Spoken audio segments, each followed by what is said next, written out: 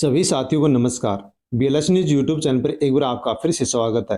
दोस्तों, राजस्थान के मुख्यमंत्री भजनलाल शर्मा के द्वारा राजस्थान में प्रदेशवासियों के लिए फिर से दोस्तों 4 नई योजनाएं शुरू कर दी गई हैं। दोस्तों, इन योजनाओं का प्रदेशवासियों को किस प्रकार से लाभ होगा और किसको लाभ मिलेगा और किसको लाभ नहीं मिलेगा, इसकी पूरी जानकारी आपको वीडियो में मिलने वाली है। इसलिए दोस्तों अवश्य आप वीडियो को एंड तक जरूर देखें। दोस्तों, यदि आप कच्चे घर में रहते हैं और पीएम आवास योजना का अभी तक आपने लाभ नहीं लिया है, तो साथियों पीएम आवास योजना का अब आप लाभ ले सकते हैं। इसके लिए आप आवेदन कर सकते हैं और कागजात जो सत्यापन है, जो डॉक्यूमेंट सत्यापन है, वो शुरू हो चुका है। दोस्तों, जल्दी ही इस योजना के माध्यम से पक्के मकान के लिए 2.5 लाख रुपए मिलना शुरू होने वाले हैं। मनरेगा में यदि आप काम करते हैं तो मनरेगा का जो आपका पेमेंट भुगतान होता है दोस्तों, उसका नियम भी बदल चुका है। अब आपको किस प्रकार से मनरेगा का भुगतान होगा, पैसा मिलेगा, उसके बारे में आपको वीडियो में पूरी जानकारी मिलने वाली है। दोस्तों, खाद्य सुरक्षा योजना के तहत आप फ्री राशन लेते हैं तो आपको सब्सिडी के माध्यम से गैस सिलेंडर भी उज्ज्वला योजना के माध्यम से मिलता है। लेकिन दोस्तों, आपने सिलेंडर तो भरवा लिया, लेकिन अभी तक आपकी सब्सिडी आपके अकाउंट में नहीं आई है। तो साथियों, जो बकाया गैस सब्सिडी है 3 महीने की, 2 महीने की या 4 महीने की है, तो वो आपके अकाउंट में कब आने वाली है, उसके बारे में दोस्तों पूरी डिटेल के साथ जानकारी आपको वीडियो में मिलने वाली है। राजस्थान के सीएम भजनलाल शर्मा के द्वारा दोस्तों पेंशन बढ़ोतरी को लेकर के बड़ी घोषणा कर दी गई है। साथियों, घोषणा की गई है कि जो पेंशन है वो अब डबल मिलेगी, यानी कि पेंशन बढ़ोतरी हो गई है और प्रत्येक महीने पेंशन अब राजस्थान में 7,500 रुपए मिलेगी। दोस्तों, किसको ये पेंशन बढ़ोतरी मिलेगी, किसको महीने के 7500 रुपए मिलेंगे, इसकी भी पूरी जानकारी आपको वीडियो में मिलने वाली है। इसलिए आप वीडियो एंड तक जरूर देखें और साथियों वीडियो को अन्य लोगों तक भी आप सेंड करें ताकि सभी तक इन योजनाओं और घोषणाओं की जानकारी पहुंच सके। साथियों, जानकारी लेने से पहले बीएलएस न्यूज यूट्यूब चैनल पर नए हैं तो आप चैनल को सब्सक्राइब अवश्य कर लें। दोस्तों, खाद्य सुरक्षा योजना के तहत आपको फ्री राशन मिलता है। साथ में राजस्थान सरकार यानी भजनलाल सरकार के द्वारा घोषणा की गई थी कि जिनको भी फ्री राशन मिलता है उन सभी को अब उज्ज्वला योजना की तर्ज पर ही 450 रुपए में गैस सिलेंडर प्रत्येक महीने एक गैस सिलेंडर दिया जाएगा। दोस्तों, आपने गैस सिलेंडर भरवा लिया जिसके लिए आपने 806 रुपए का भुगतान किया, लेकिन इसके लिए 356 रुपए की जो सब्सिडी आती है वो अभी तक आपके अकाउंट में नहीं आई है। साथियों, वो सब्सिडी आपके अकाउंट में कब आएगी, उसको लेकर के आप यहाँ पर जानकारी ले लीजिए। और आप सब्सिडी क्यों नहीं आई है साथियों, उसको भी लेकर के मंत्री का बड़ा बयान आया है, वो भी आप यहाँ पर जान लीजिए। तो दोस्तों, क्या यहाँ पर न्यूज है, सरकार के द्वारा तर्क किया गया है कि बैंकों के विलय से आईएफएससी कोड बदल गए, जिस कारण से सब्सिडी डालने में दिक्कत हुई है। राजस्थान में 23 लाख परिवारों ने 806 रुपए में गैस सिलेंडर खरीदा। राज्य सरकार सब्सिडी के 356 रुपए नहीं दे रही है।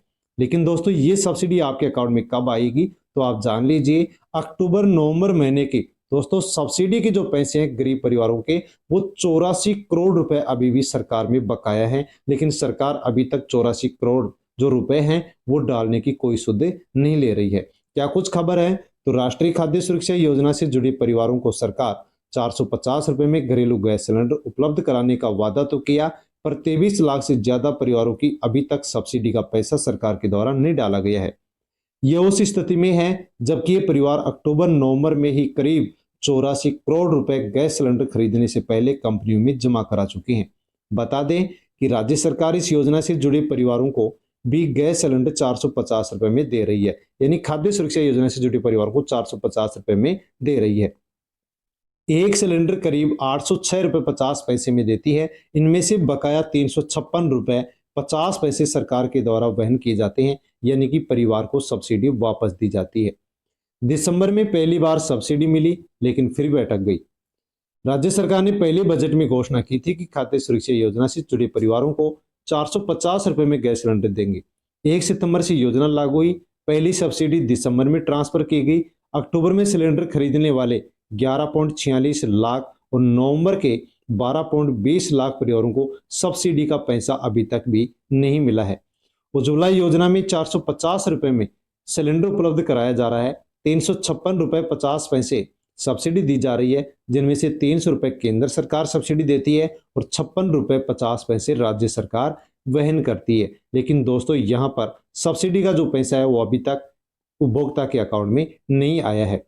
विभाग के मंत्री सुमित गोदारा ने कहा है कि सितंबर की कुछ राशि आईएफएससी कोड की त्रुटि के कारण रिजेक्ट हुए हैं, उनको दुरुस्त करके अक्टूबर और नवंबर के जो बिल हैं वो वित्त विभाग को भेज दिए गए हैं। तो दोस्तों आपकी जो अक्टूबर महीने की जो नवंबर महीने की सब्सिडी है उसके लिए सरकार ने बिल बना करके वित्त विभाग को भेज दिया है। जल्द ही आपके अकाउंट में दोनों महीने की सब्सिडी आने वाली है। लेकिन नवंबर के बाद में दिसंबर और जनवरी के महीने में जो आपने सिलेंडर भरवाया है उसकी सब्सिडी के लिए अभी बिल तैयार नहीं हुआ है, जिसमें यहाँ पर देर होने वाली है। तो अक्टूबर नवंबर महीने की जो सब्सिडी है वो आपकी जल्द आने वाली है और दिसंबर जनवरी की सब्सिडी आपके अकाउंट में अभी नहीं आने वाली है। साथ में दोस्तों यदि आप राजस्थान के किसान हैं तो किसानों के लिए भी राजस्थान सरकार के द्वारा एक नया ऐप लॉन्च कर दिया है। दोस्तों ऐप का नाम है ई गिरदावरी ऐप, यानी कि आप इस ई गिरदावरी ऐप के माध्यम से साथियों आसानी से घर बैठे अपने मोबाइल के माध्यम से अपनी खेतों की जो फसल है उसकी गिरदावरी कर सकते हैं। साथियों इसके लिए आपको सबसे पहले अपने मोबाइल के प्ले स्टोर में जाकर के ई गिरदावरी टाइप करना होगा। जैसे ही गिरदावरी टाइप करके आप सर्च पर क्लिक करेंगे आपके सामने ई गिरदावरी का जो ऐप है उसका होम पेज ओपन हो जाएगा और उस होम पेज में आपको अपना जन आधार कार्ड जो नंबर है वो एंटर करने होंगे। लिस्ट ओपन होगी, उस लिस्ट में किसान का यानी आपका अपना नाम चयन करना होगा। चयन करने के बाद में आपके अपने मोबाइल नंबर पर एक ओटीपी आएगा, उस ओटीपी को आप यहाँ पर दर्ज करेंगे। दर्ज करने के बाद में दोस्तों आपको जिला, तहसील, फसल एवं खसरा का चयन करना होगा। इसके बाद में आप कौन सी पटवार हल्के में आते हैं उसका चयन करेंगे और पुनः दोबारा से फिर आपको अपने जो खेत है, जो जमीन है, उसके खसरी नंबर का आपको चयन करना होगा। आप जिस खेत में खड़े हैं दोस्तों, आप जिस खेत में खड़े हैं उसी खसरे का आपको चयन करना होगा। फिर फसल का चयन करना होगा कि कौन सी फसल आप खेत में उगा रखे हो। इसके बाद में आपके पास जो सिंचाई का स्रोत है वो सिंचित है या असिंचित है, फसल की बुआई आप कितनी तारीख को किए थे उसका आपको यहाँ पर डाटा दर्ज करना होगा। इसके बाद में आपको अपने खेत का फोटो अपलोड करना होगा। फोटो अपलोड करने के बाद में सिंचाई का स्रोत क्या है वो भी आपको यहाँ पर दर्ज करना होगा और लास्ट में दोस्तों आपको प्रीव्यू के ऊपर क्लिक करना होगा और आपको अपने फॉर्म को यहाँ पर जमा कर देना होगा। इस प्रकार से आप घर बैठे अपने मोबाइल से ही अपने खेतों की गिरदावरी ई गिरदावरी ऐप के माध्यम से कर सकते हैं। दोस्तों यदि आप मनरेगा के तहत काम करते हैं तो साथियों आपको हर महीने भुगतान होता है। ये भुगतान अब दोस्तों किस प्रकार से होगा इसके लिए आरबीआई के द्वारा नियम बदल दिए गए हैं। तो साथियों आपको जानना अति आवश्यक है कि ई मनरेगा का जो भुगतान होगा, पेमेंट मिलेगा, वो अब किस प्रकार से मिलने वाला है। इसके अलावा अन्य और भी केंद्र सरकार की जो योजनाएं हैं उनके नियम में भी भुगतान के अंदर यहाँ पर बदलाव कर दिया गया है। मनरेगा सहित विभिन्न योजनाओं का भुगतान अब सीधे आरबीआई बैंक के माध्यम से होगा, अन्य और किसी भी बैंक के माध्यम से नहीं होगा। दोस्तों क्या कुछ खबर है वो आप पूरी यहाँ पर जान लीजिए। मनरेगा सहित केंद्र की विभिन्न यानी कि अनेक योजनाओं की जो राशि है उसका भुगतान अब सीधे भारतीय रिजर्व बैंक के ई कुबेर प्लेटफॉर्म के माध्यम से किया जाएगा। अब अलग अलग राज्यों में अलग अलग बैंक खातों के माध्यम से किसी भी केंद्र सरकार की योजना की राशि नहीं मिलेगी। इसके लिए विभिन्न जिलों, पंचायत समिति स्तर के अधिकारी बिल तैयार करेंगे और राज्य सरकार को भिजवाएंगे और राज्य सरकार की ओर से डाटा तैयार करके केंद्र ग्रामीण विकास मंत्रालय को भिजवाया जाएगा और केंद्रीय जो ग्रामीण विकास मंत्रालय है उसके डाटे के माध्यम से जो भारतीय रिजर्व बैंक है उसके ई कुबेर प्लेटफॉर्म के माध्यम से फिर आपको मनरेगा या फिर अन्य जो केंद्र सरकार की योजनाएं हैं उनका भुगतान यानी कि पेमेंट आपको मिलने वाला है। तो दोस्तों बड़ा बदलाव यहाँ पर किया गया है। इसी के साथ साथियों राजस्थान में जो पेंशन है उसको भी डबल कर दिया है, जो भी आप यहाँ पर देख सकते हैं। राजस्थान के सीएम भजनलाल शर्मा की अध्यक्षता में प्रयागराज में मंत्रिमंडल की बैठक हुई है जिसमें निर्णय लिया गया है।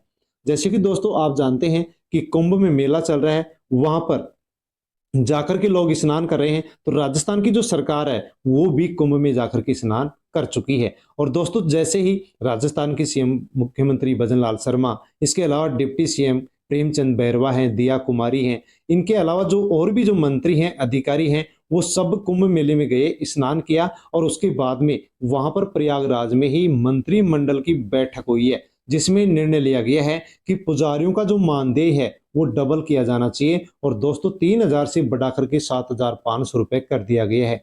जिसका 5,000 रुपए था उनको बढ़ा करके 7,500 रुपए कर दिया गया है।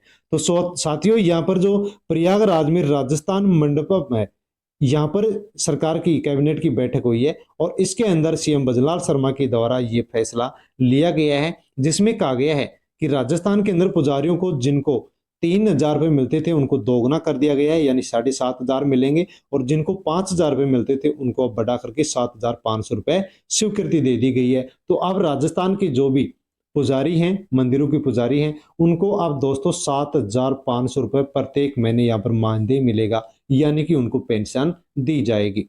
साथ में दोस्तों, यदि आप पीएम आवास योजना का अभी तक आपने लाभ नहीं लिया है, तो प्रधानमंत्री आवास योजना जो कि केंद्र सरकार की योजना है, इसके माध्यम से दोस्तों आप कच्चे घर में यदि रहते हैं तो पक्का मकान बनाने के लिए दोस्तों 2,50,000 रुपए की आर्थिक सहायता आप ले सकते हैं। गरीब परिवार इसमें फॉर्म भर सकता है। सर्वेक्षण शुरू कर दिया गया है। किस प्रकार से आप प्रधानमंत्री आवास योजना में फॉर्म भरेंगे, किस प्रकार से आप सर्वेक्षण में शामिल होंगे और कैसे आप इस योजना का लाभ ले सकते हैं, उसकी पूरी जानकारी आप यहाँ पर ले लीजिए। तो दोस्तों, पीएम आवास योजना का जो सर्वे फॉर्म है वो भरना शुरू हो चुका है। किस प्रकार से आप इसमें सर्वे कराएंगे, तो सर्वे की जो अवधि है दोस्तों, इसके अंदर 10 जनवरी 2025 से 31 मार्च 2025 तक रखी गई है, यानी कि आप 31 मार्च 2025 तक सर्वे में शामिल हो सकते हैं, सर्वे करवा सकते हैं। निर्धारित समय में दोस्तों राज्य के जो ग्रामीण क्षेत्र हैं उन सभी परिवारों का सर्वे होगा और जल्द ही फिर बेघर जो परिवार है जिनके पास रहने के लिए पक्का मकान नहीं है, उनका इस योजना के तहत जो फॉर्म आए हैं, जो लगेंगे या लगे हैं, उन सबको जल्दी ही लाभ मिलना शुरू हो जाएगा। दोस्तों, पीएम आवास योजना जो कि ग्रामीण क्षेत्र में गरीब परिवार हैं उनको लाभ देने के लिए इस योजना को शुरू किया गया है, और जिनको लाभ नहीं मिला था, जो वंचित थे, उनको लाभ देने के लिए अब दोस्तों फिर से सर्वे शुरू कर दिया गया है। पिछला जो सर्वे था वो 2018-19 में हुआ था। सभी परिवारों को लाभ मिल चुका है।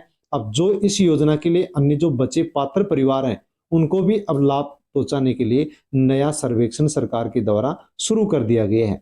सर्वेक्षण की प्रक्रिया क्या रहेगी, तो दोस्तों सर्वेक्षण कौन करेगा जिसके बारे में भी आप जान लीजिए।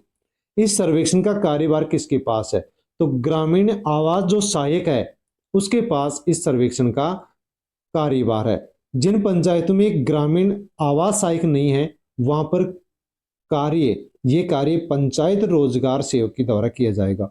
और यदि किसी पंचायत में ग्रामीण आवास सहायक भी नहीं है और न ही पंचायत रोजगार सेवक है, तो दोस्तों ये जो सर्वेक्षण का काम है वो ग्राम पंचायत के सचिव के द्वारा किया जा रहा है।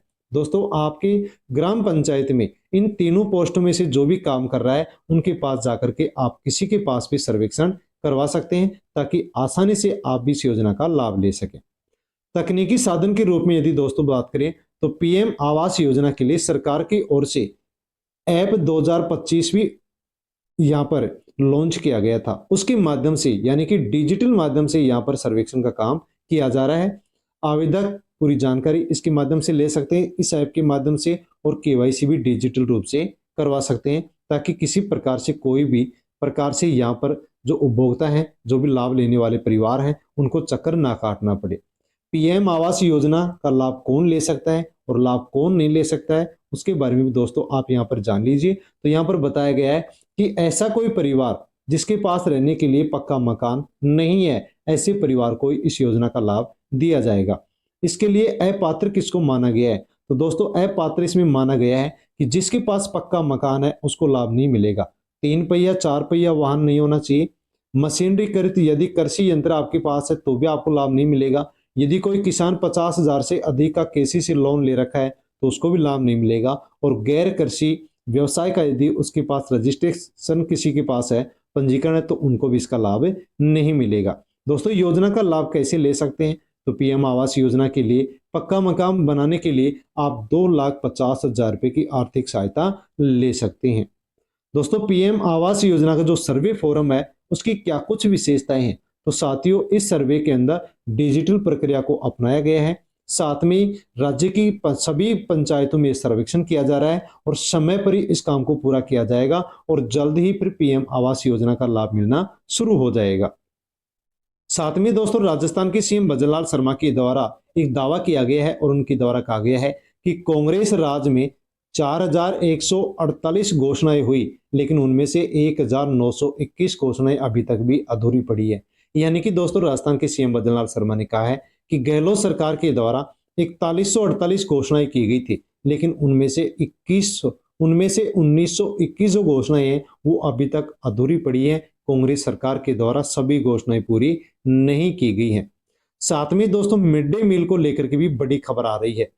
राजस्थान के मंत्री हैं दिलावर, उनके द्वारा गहलोत सरकार के ऊपर दोस्तों एक बड़ा घोटाले का आरोप लगाया है। मंत्री दिलावर ने कहा है कि मिड डे मील में पूर्ववर्ती कांग्रेस सरकार ने करोड़ों रुपए का घोटाला किया था। दोस्तों जो छोटे छोटे नन्हे मुन्ने बच्चे हैं उनके लिए मिड डे मील चलाया जा रहा है, उनके माध्यम से बच्चों को दूध पिलाया जा रहा है या फिर उनको नाश्ता कराया जा रहा है, भोजन करवाया जा रहा है। उस मिड डे मील के अंदर भी गहलोत सरकार के अंदर करोड़ों रुपए का घोटाला हुआ था। ऐसी बात राजस्थान के मंत्री दिलावर के द्वारा यहाँ पर बयान में कही गई है, बात कही गई है। तो दोस्तों किस प्रकार से राजस्थान का भला हो सकता है वो आप यहाँ पर देख सकते हैं कि जो सरकारें हैं वो नन्हे मुन्ने जो बच्चे हैं उनके जो मिड डे मील है उसके अंदर भी घोटाला कर सकती है। दोस्तों ये सभी जानकारियां थी जिनके बारे में हमने जानकारी ली है। जानकारी आपको पसंद आई होगी, यदि अच्छी लगी हो तो लाइक करें और अन्य लोगों तक वीडियो को सेंड करें। और दोस्तों बीएलएच न्यूज यूट्यूब चैनल पर नए हैं तो चैनल को आप सब्सक्राइब अवश्य कर ले। धन्यवाद। जय हिंद।